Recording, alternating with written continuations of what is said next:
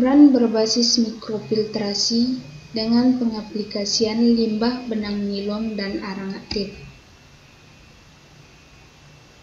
Seperti kita ketahui, teknologi membran kini semakin berkembang pesat setelah tumbuh dan berkembang secara dinamis, yang pertama kali dikomersialkan oleh Sartorius di Jerman pada tahun 1927.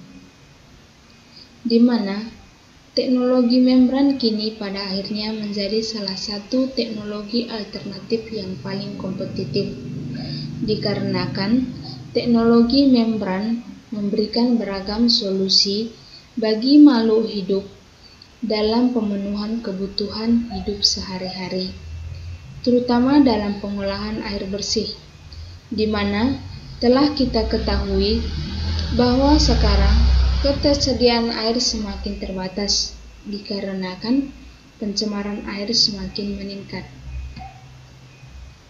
Nah, sehingga dari permasalahan tersebut, kini dari berbagai negara mengembangkan macam-macam jenis membran. Dalam proses penghasilan membran itu sendiri, semuanya tergantung pada komposisi pelarut dan non-pelarut yang digunakan saat pembuatannya. Lalu, untuk bahan pembuatan membran, umumnya bahannya berupa bahan polimer atau material anorganik seperti keramik, karbon, atau logam. Jika dilihat dari spesifikasinya, untuk penghasilan kinerja yang baik itu dihasilkan oleh membran yang berbahan anorganik daripada membran yang berbahan polimer jika dalam proses tersebut membutuhkan keunggulan sifat fisik, kimia, dan stabilitas panas.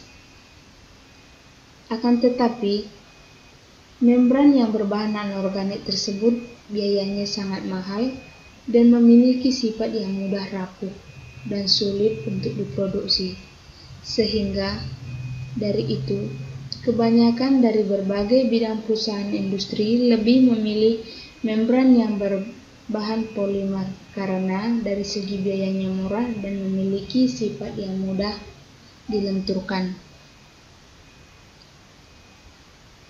Dan untuk peningkatan kinerja dari membran tersebut, banyak cara yang dapat dilakukan. Salah satunya ialah pemanfaatan arang aktif, di mana penambahan arang aktif dapat meningkatkan kemampuan filtrasi membran, sehingga membran dapat berfungsi sebagai penghalang yang sangat selektif di antara dua fasa. Dalam pengaplikasian tersebut, bahan polimer diambil ialah nilon, di mana membran nilon tersebut bersifat semi-kristalin, dan membran tersebut juga tahan terhadap pH tinggi, suhu tinggi, dan memiliki ukuran pori yang kecil. Dari hal tersebut, maka dapat diangkat rumusan masalahnya ialah apakah kinerja dari membran tersebut dapat mendegradasi air yang tercemar, dan bagaimana pengaruh komposisi arang dan nilon terhadap membran. Dari permasalahan tersebut juga, maka membran proses yang diangkat ialah membran proses mikrofiltrasi, di mana mikrofiltrasi merupakan sebuah proses berbasis membran yang bersifat semi-permeabel, di mana akan terjadi pemisahan unsur-unsur partikulat dari larutannya. Dalam proses membran tersebut menggunakan tekanan sebagai gaya dorong dalam pemisahannya. Membran tersebut memiliki ukuran pori, tebalnya, struktur geometri, dan tekanan, di mana membran tersebut memiliki ukuran pori sebesar 0,02 mikrometer sampai 10 mikrometer dengan ketebalan 10 mikrometer sampai 15 mikrometer. Dan struktur geometrinya yaitu simetrik dan asimetrik. Namun pada umumnya kebanyakan berstruktur asimetrik, dan pada struktur tersebut terdapat lapisan atas yang sangat tipis dengan ketebalan 0,1 sampai 1 mikrometer. Dan membran tersebut dapat bekerja dalam tekanan di bawah kurang dari 2 bar. Lalu, modifikasi membran itu dilakukan dengan 3 cara, yaitu sintesis arang, sintesis membran, dan karakterisasi. Untuk sintesis arang itu tersebut dilakukan dengan pembakaran ampas tebu sehingga dihasilkan arang.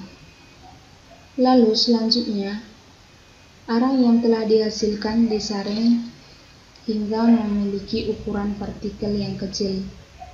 Kemudian, arang tersebut dikeringkan dalam oven pada suhu 105 derajat Celcius selama kurang lebih 1 jam. Setelah itu dilaksanakan, maka proses selanjutnya yang dilakukan ialah proses aktivasi arang, di mana proses aktivasinya digunakan yaitu dengan merendam arang ke dalam larutan NaOH 0,1 molaritas selama 1 jam dan dipanaskan pada suhu 100 derajat Celcius kurang lebih 1 jam. Setelah itu, kemudian arang dicuci dengan HCl 0,1% dan Aquades. Lalu, proses selanjutnya ialah arang dikeringkan pada suhu 105 derajat Celcius selama kurang lebih 2 jam. Untuk sintesis membrannya, yaitu membran dibuat dengan menggunakan metode inversi fasa, yaitu perubahan bentuk polimer dari fasa cair menjadi fasa padatan.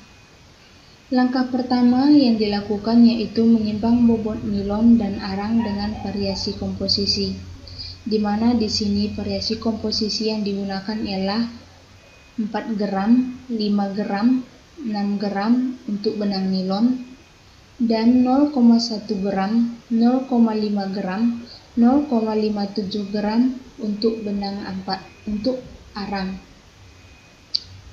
Setelah itu, membran nilon dengan arang dibuat dengan mencampurkan benang nilon dan arang ampas tebu ke dalam larutan HCl 25% sebanyak 20 ml dan penambahan aseton sebanyak 2 ml.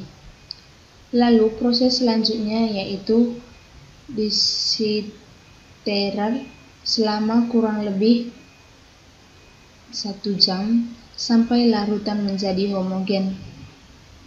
Kemudian membran dicetak pada plat kaca dan direndam selama 10 menit di dalam Aquades hingga membran tersebut terlepas dari plat kaca.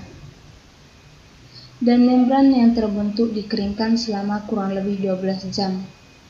Setelah itu dilakukan karakterisasi, di mana karakterisasi yang dilakukan yaitu FTIR dan SEM. Nah, dari slide dapat dilihat bahwa berdasarkan spektra FTIR dari membran nilon dan membran nilon arang menunjukkan adanya kehadiran gugus amida pada sampel.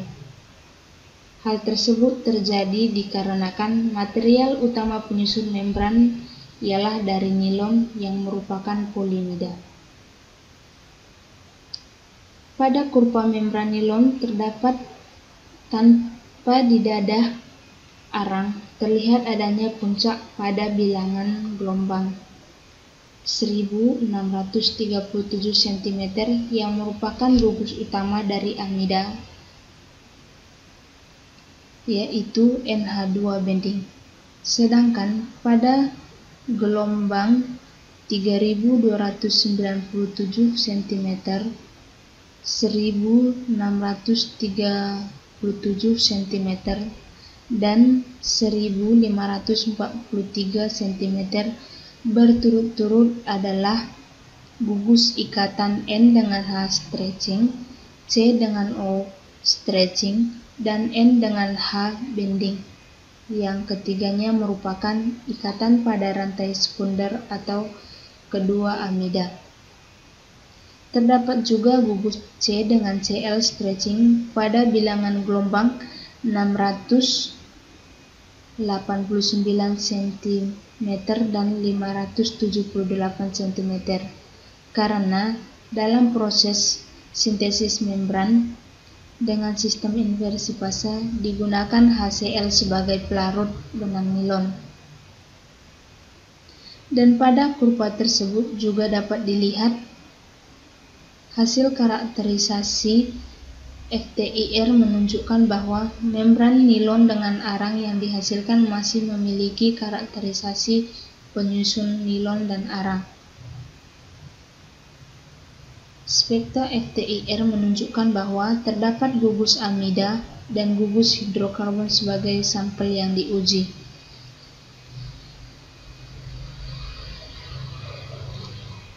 Dan hasil FTIR juga dapat dilihat saat arang didadahkan ke dalam membran nilon. Terjadi tumpang tindih antara gugus fungsi penyusun benang nilon dengan arang dari ampas tebu. Hal ini menunjukkan bahwa masih terdapat komponen penyusun arang pada membran komposit nilon arang yang dibuat. Lalu selanjutnya dilakukan karakterisasi SEM, di mana dari gambar yang telah ditampilkan dalam slide, untuk pengujian SEM dilakukan untuk mengetahui diameter pori dan mengamati struktur permukaan membran. Gambar SEM tersebut merupakan gambar membran nilon tanpa arang dan membran nilon dengan didadah arang. Dan berdasarkan analisis SEM terhadap membran nilon yang tidak didadah dengan arang maupun didadah dengan arang menunjukkan perubahan morfologi permukaan membran yang terlihat dari lubang pori yang dihasilkan, di mana adanya penambahan arang ke dalam membran nilon menyebabkan ukuran pori yang dihasilkan lebih besar dibandingkan dengan membran nilon tanpa didadah arang. Susunan pori yang terbentuk ialah lebih rapat dan rapi. Lalu dari uji karakterisasi yang telah dilakukan, maka hasil terbaik yang didapatkan pada bobot benang nilon 6 gram dan arang 0,7 gram, di mana larutan membran komposit nilon dengan arang yang terbentuk homogen dan kental sehingga mudah dicetak. Permukaan membrannya juga halus serta tidak terdapat rongga udara. Adanya rongga udara di membran dapat disebabkan karena larutan terlalu encer ketika dicetak. Di samping itu, proses Siterer sangat mempengaruhi tingkat homogenitas larutan membran komposit nilon dengan arang yang dihasilkan sehingga membran terbentuk lebih halus dan transparan. Lalu, untuk kinerja membran tersebut, di mana membran tersebut dengan ukuran pori yang dihasilkan dari proses pembuatan membran ialah 4,75 mikrometer, sangat baik, di mana telah dilakukan uji cobanya terhadap air yang mengandung timbal. Dalam proses filtrasinya dilakukan 2 tahap dengan variasi kandungan timbal yang berbeda dalam air. Dari hasil filtrasi didapatkan bahwa membran tersebut dapat mendegradasi air tersebut dengan baik. Hal tersebut dipengaruhi oleh pemanfaatan arang-atit yang diambil dari bahan alam. Nah, untuk rekomendasinya, kini saatnya dalam proses pembuatan membran ada baiknya kita manfaatkan kekayaan alam yang kita miliki. Selain itu, dalam proses pembuatan membran tersebut, bahan yang dapat digunakan juga berupa limbah. Dengan itu, kita akan memanfaatkan semuanya dengan baik dan juga akan mengurangi pembuangan limbah ke lingkungan yang dapat mencemari lingkungan yang tanpa kita sadari dapat berdampak bagi kesehatan kita. Nah, sekian yang dapat saya sampaikan, kurang lebihnya saya ucapkan terima kasih.